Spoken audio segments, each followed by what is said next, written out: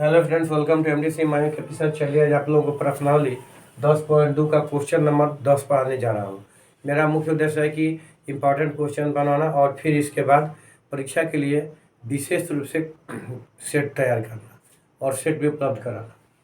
तो चलिए इसमें देखते हैं कि आपसे क्वेश्चन किया जा रहा है कि सिद्ध कीजिए किसी बाह्य बिंदु से किसी वृत्त पर खींची गई स्पर्श रेखाओं के बीच का कोण स्पर्श बिंदुओं को मिलाने वाले रेखाखंड द्वारा केंद्र पर आंतरिक कोण का संपूरक होता है। तो पहला चीज यह है, संपूरक कोण किसको कहते हैं? तो वैसे दो कोण जिनका मापों का जो 180 डिग्री हो एक दूसरे के संपूरक कोण कहलाते हैं। वैसे दो कोण जिनके मापों का जो 180 डिग्री हो एक दूसरे के संपूरक कोण कहलाते हैं। एक चीज आपका जो संपूरक कोण आया है उसको मैंने व्याख्या कर दिया। क्योंकि देखिए क्वेश्चन समझने के लिए होता क्या है कि जब भी आप क्वेश्चन समझना चाहते हैं तो प्रत्येक क्वेश्चन के जितने पहलू है, मतलब क्वेश्चन में जो भी आपका वर्ड आया है उसको अच्छी तरह से समझना होता है। इसके बाद जो है आगे बढ़ना होता है। बिना क्वेश्चन समझे हुए यदि आप बनाएंगे तो क्वेश्चन आप लोगों से नहीं बन पाएगा।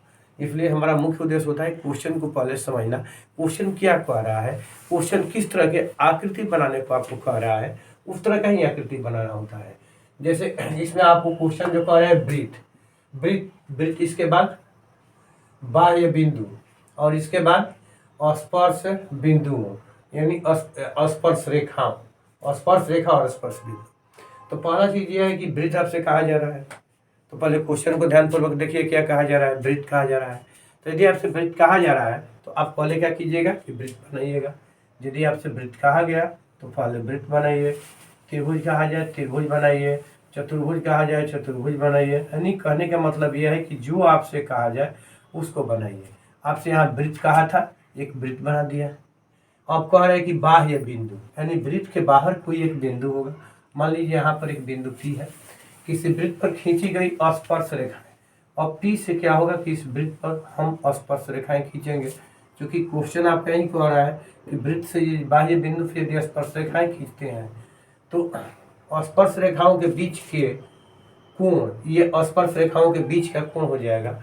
और स्पर्श बिंदुओं को मिलाने वाले रेखाखंड द्वारा, तो स्पर्श बिंदु मान लीजिए कि एक स्पर्श बिंदु हमारा यहाँ A हो गया और यहाँ B हो गया। तो स्पर्श बिंदुओं को मिलाने वाले रेखाखंड द्वारा केंद्र यानी वृत्त का एक केंद्र भी होगा।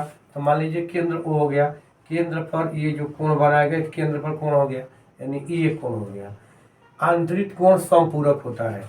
तो आपसे कहा जा रहा है कि ये दोनों जो कोण होगा इस क्या हो जाएगा? संपूरक हो जाएगा। यानी कोण AOB और प्लस कोण APB का कितना हो जाएगा? 180 डिग्री हो जाएगा। चूंकि आप पढ़ते आए हैं 6 क्लास से ही कि वैसे दो कोण जिनके मापों का योगफल 180 डिग्री हो एक दूसरे के संपूरक कोण कहलाते हैं। तो इस तरह से अब देखिए एक चीज आप ध्यान दीजिएगा कि पहले आपको क्या दिया गया है ये चीज आप लिख लीजिए। कह रहे हैं कि सिद्ध कीजिए किसी बाह्य बिंदु से वृत्त पर खींची गई। तो इसमें आपको लिखना होगा कि मान लिया कि वृत्त, और वृत्त में COR लिखते हैं यानी केंद्र हो गया और R त्रिज्या हो गया। केंद्र O और R त्रिज्या का एक वृत्त है जिसके बाह्य बिंदु, बाह्य मतलब क्या होता है? बाहरी यानी बाह्य बिंदु से वृत्त पर खींची गई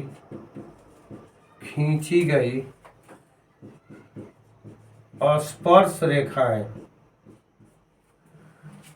इसमें खींची गई स्पर्श रेखाएं क्रमशः AP तथा BP है। अब आपको क्या सिद्ध करना है? तो आपको सिद्ध करना है कोण AOB प्लस कोण APB बराबर 180 डिग्री।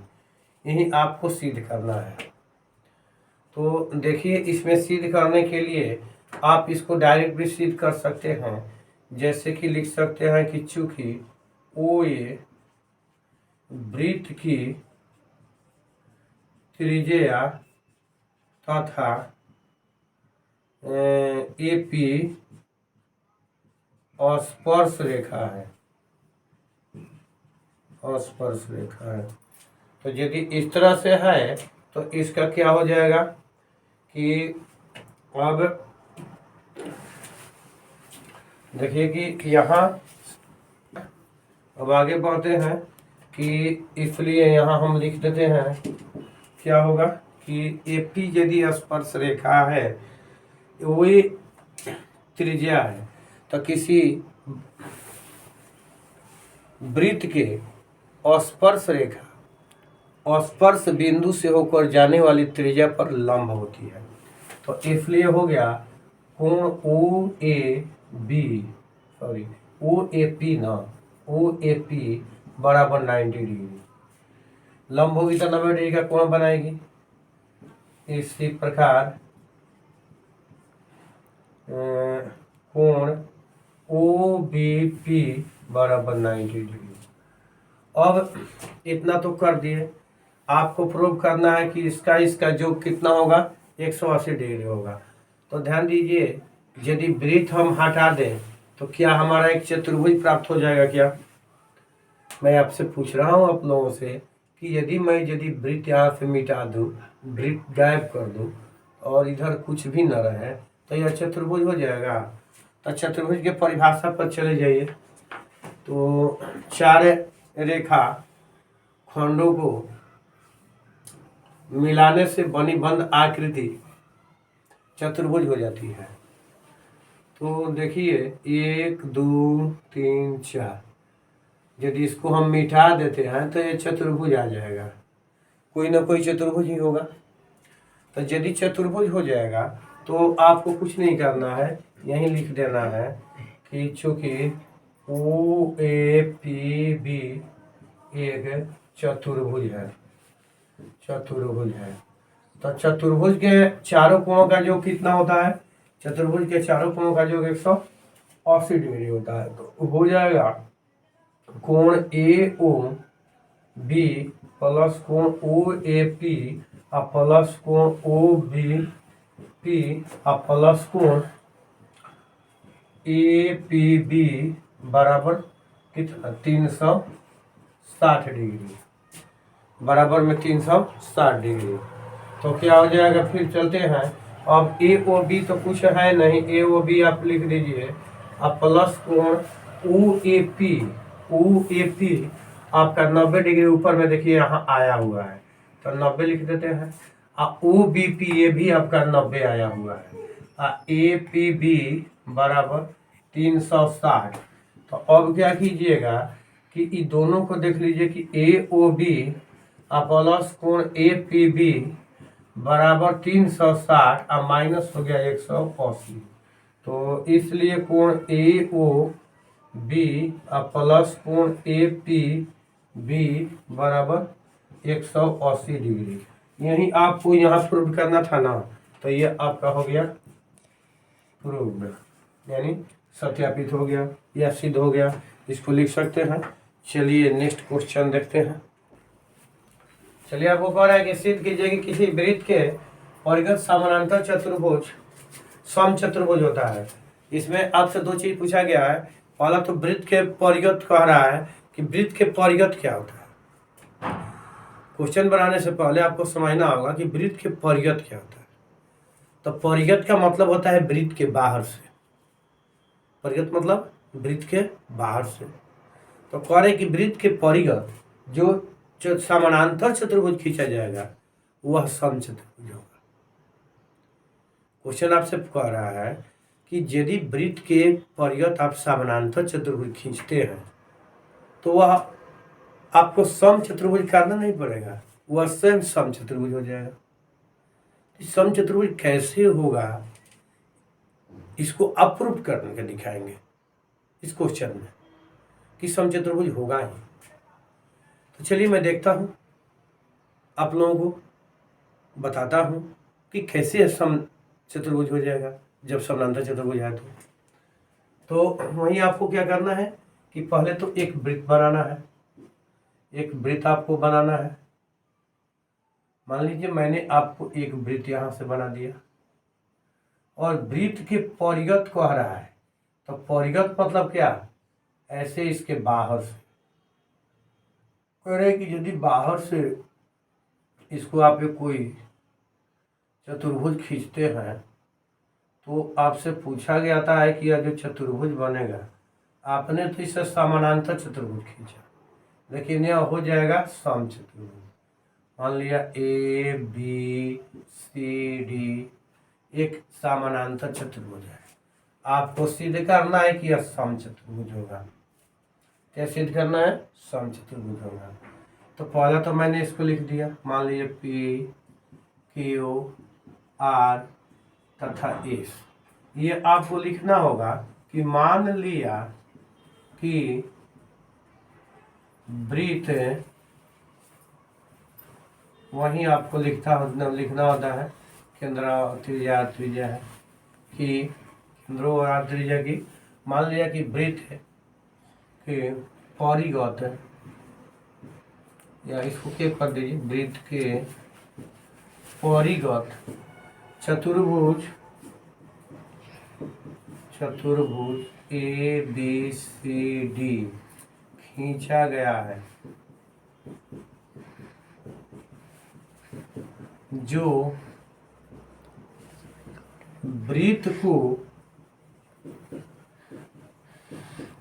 क्रमशः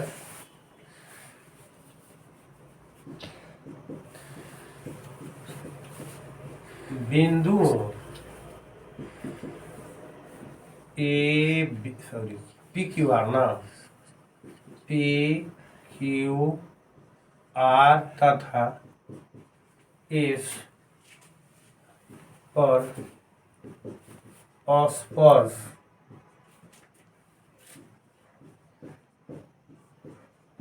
करता है।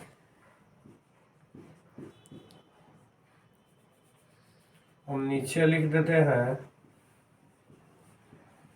सिद्ध करना है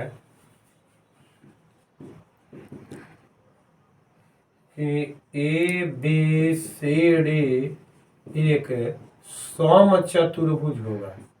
क्या होगा, समचतुर्भुज होगा।